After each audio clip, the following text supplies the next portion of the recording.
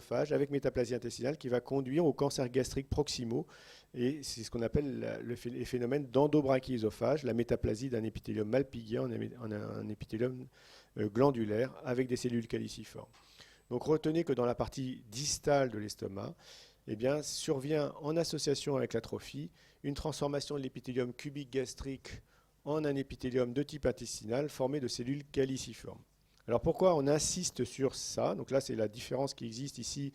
À l'état normal, vous avez ici ces cryptes gastriques qui ne présentent pas ces cellules caliciformes. Ici, vous avez une villosité duodénale et où vous avez à l'état normal ces cellules caliciformes. Eh bien, lorsque vous avez une gastrite atrophique, eh bien, vous pouvez identifier ces cellules en métaplasie intestinale, ces cellules caliciformes, en utilisant une coloration par le bleu alcyan qui va vous identifier ces volumineuses vacuoles de mucus qui sont présentes en association avec l'atrophie glandulaire.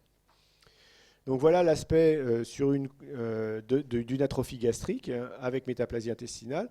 Ces lésions, comme je vous l'ai dit, lorsque l'estomac est infecté par Helicobacter pylori, l'infection commence le plus souvent au niveau de la portion antrale, en particulier au niveau de la petite courbure de l'antre, et va se propager progressivement en remontant progressivement vers la partie haute de l'estomac, en particulier chez les normaux ou hyposécréteurs. Donc voilà comment se traduit cette atrophie glandulaire. Vous avez quelques îlots de glandes résiduelles ici, mais la majeure partie de cette muqueuse est dépourvue de toute glande.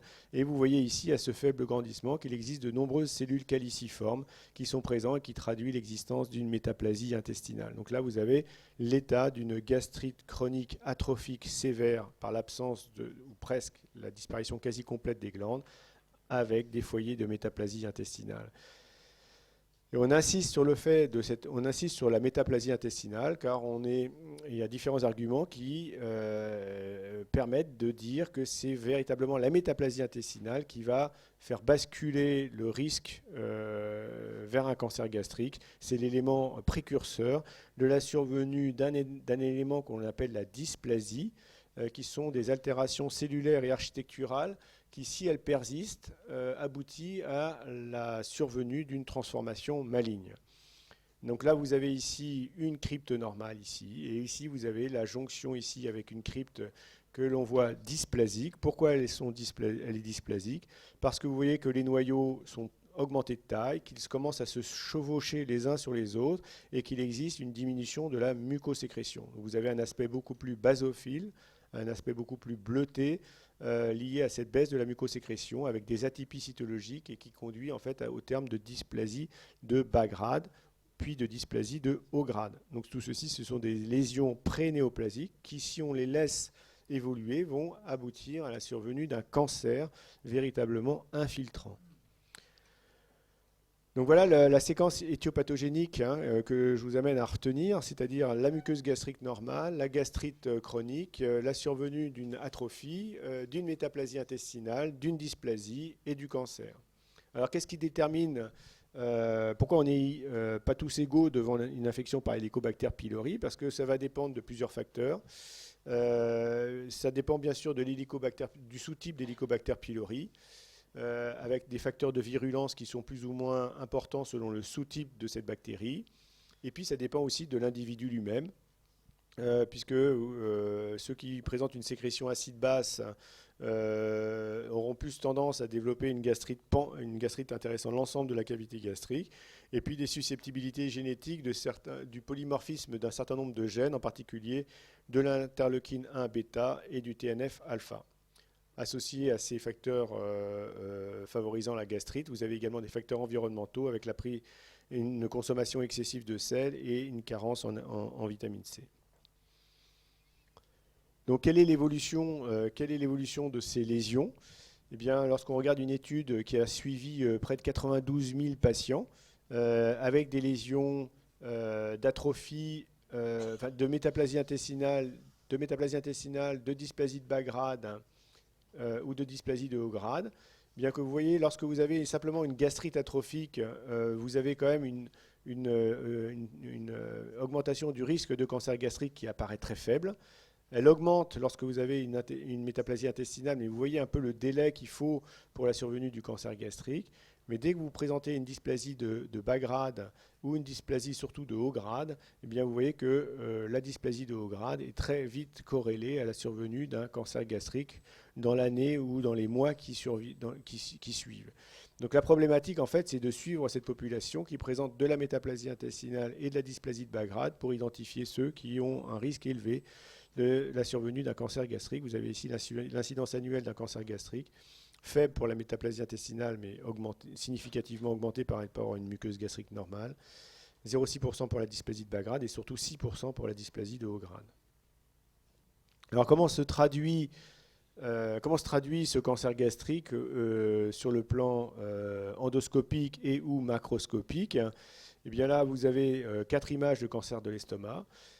Ici, c'est un cancer proximal. Vous avez ici une gastrectomie totale. Vous avez ici, vous reconnaissez ici 2 ou 3 cm de muqueuse blanchâtre qui correspond à la partie basse de l'ésophage. Pourquoi c'est blanc? Parce que c'est de l'épithélium malpigien. D'accord. Vous avez ici ce qu'on appelle la ligne Z qui correspond à la zone frontière entre la muqueuse malpighienne et la muqueuse glandulaire. Et puis ici, vous avez une zone un peu bourgeonnante qui correspond à ce cancer gastrique. Ici, c'est un cancer de la portion distale et vous avez ici un cancer qui se traduit essentiellement par l'existence d'une ulcération avec des plis qui sont rétractés en regard de cet ulcère gastrique. Là, vous avez un ulcère beaucoup plus subtil à identifier en endoscopie. Et on sait que toute perte de substance au niveau de l'estomac doit faire l'objet de biopsie gastrique pour éliminer l'existence d'un cancer débutant. Et ici, vous avez un cancer qui est beaucoup plus diffus, beaucoup plus étendu, et qui, vous avez ici la collerette duodénale, vous avez le duodénum, vous avez ici le pylore, et vous voyez qu'en fait ici, vous avez un épaississement considérable de la paroi gastrique qui correspond en fait à un type de cancer que l'on appelle la linite gastrique, qui est en fait un cancer qui va aboutir à un aspect très cartonné, très épaissi de la paroi gastrique en raison de son type d'infiltration que l'on va voir. Donc sur le plan du cancer, on distingue deux types d'adénocarcinome.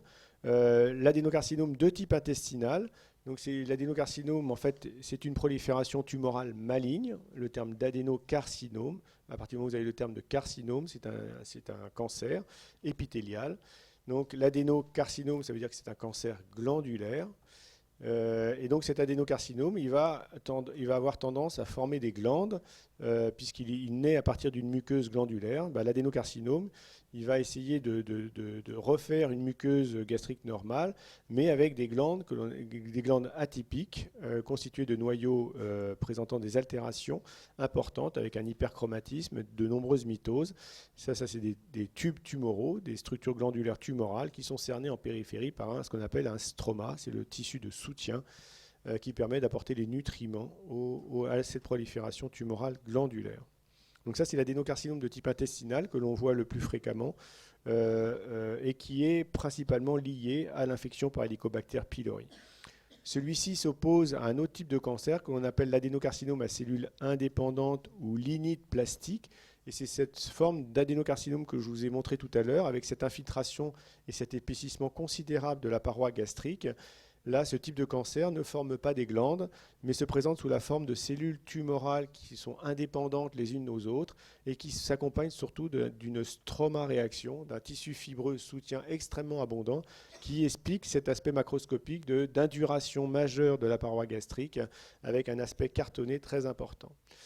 Et donc, en fait, ce à quoi on assiste au fur et à mesure du temps, en raison de la diminution de l'incidence de l'Helicobacter pylori dans les pays occidentaux, c'est la diminution de la forme de l'adénocarcinome de type intestinal. Vous voyez que cette baisse de l'incidence du cancer gastrique intéresse principalement ces adénocarcinomes de type intestinal, parce que ce sont ceux qui sont essentiellement liés à l'infection par Helicobacter pylori, alors que l'adénocarcinome à cellules indépendantes, lui, reste stable, voire augmente un petit peu, et il apparaît souvent indépendant de l'infection par Helicobacter pylori. Donc il y a deux processus de carcinogénèse gastrique qui semblent se dessiner, l'un lié à Helicobacter pylori qui est en diminution en raison de la baisse de l'incidence de l'infection, et un adénocarcinome à cellules indépendantes qui, lui, reste